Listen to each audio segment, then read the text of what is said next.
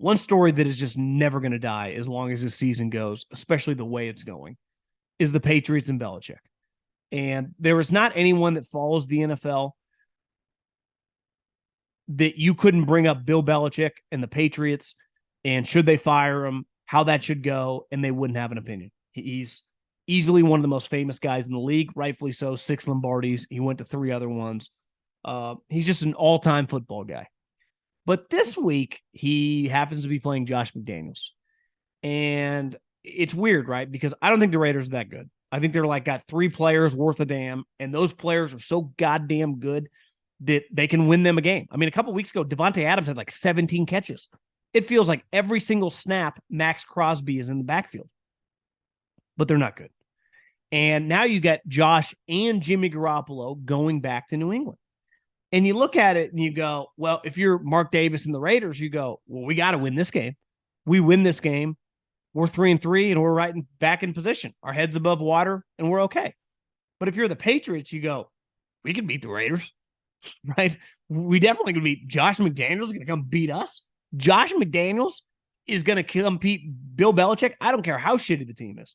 So every single one of these losses with Bill is going to grow and grow in controversy of, and you've seen a lot of these headlines, if it was any other coach, he'd be on the hot seat. It's true.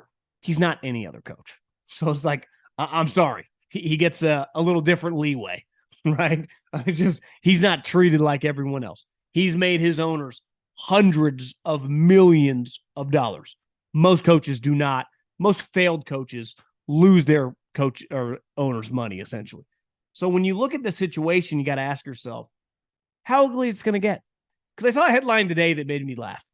And it was, from a local Patriot reporter that said Robert Kraft is growing frustrated and angry with Belichick. Like, yeah, no shit. So is every other fan. Like, that's not insight right now. If you're going to report on this, you got to give me some insight of, Robert is having second thoughts. If this season, if they miss the playoffs, which they will, Bill will not be the coach in 2024. That's news. Saying that Robert Kraft is not happy with what's going on, like, file that under no shit. Like, that's not a report. That's common sense, right? So until I see a report of some way Robert Kraft is feeling with Bill Belichick, I think we're all just going to assume he's not happy. This is not going well, and he is wondering how he should handle the situation. And let's face it, Bill Belichick, if he's fired at the end of the season, to me is not tapping out. He's too close to the record. Now, I was listening to Bill Simmons' podcast. It turns out Andy Reid isn't that far away. And because it looks like his runway with Patrick Mahomes, that if Bill only wins, let's say 15 to 18 more games in his coaching career, Andy could pass him if he keeps on coaching with Mahomes. But that's a secondary conversation. The main conversation right now is Bill is going to try to pass Don Shula. And listen, I'm born and raised in California. California ain't Bill Belichick. Not at all. I had a buddy of mine who works in football, who's worked in the NFL and college, who told me a long time ago, back when USC was kind of sniffing around for some big dogs, under no circumstances would Nick Saban ever take that job. He hates the West Coast. He belongs in the South.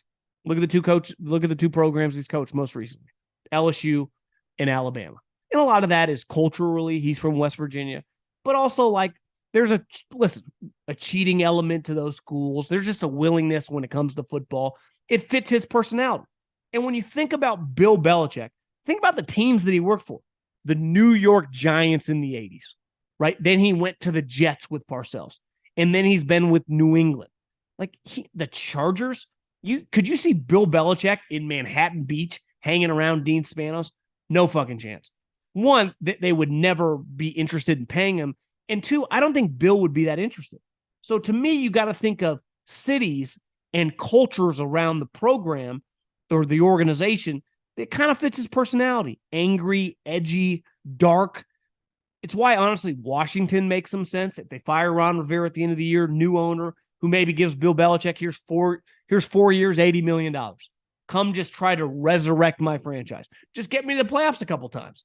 Now, I've said forever, it's very, very weird. The owner of the Sixers could not have owned the Giants or the Cowboys. It would never have been allowed. He could not have pulled it off.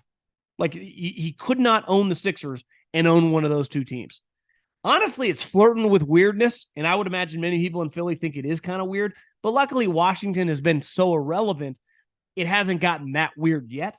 But there's going to come a time where week 18, right? The 17th game of the season, it's Commanders, Eagles for a playoff spot in 2025. Eagles fans aren't going to be cool if they win that game, the owner presenting the coach and the quarterback with a game ball. That shit's not going to fly. But if I'm him, I'm very interested in Bill Belichick. Hell, I might even trade for him. It'd be a big splash. It would kind of resurrect the interest in my fan base. I actually think they are the most likely team to be interested and go all in on Bill.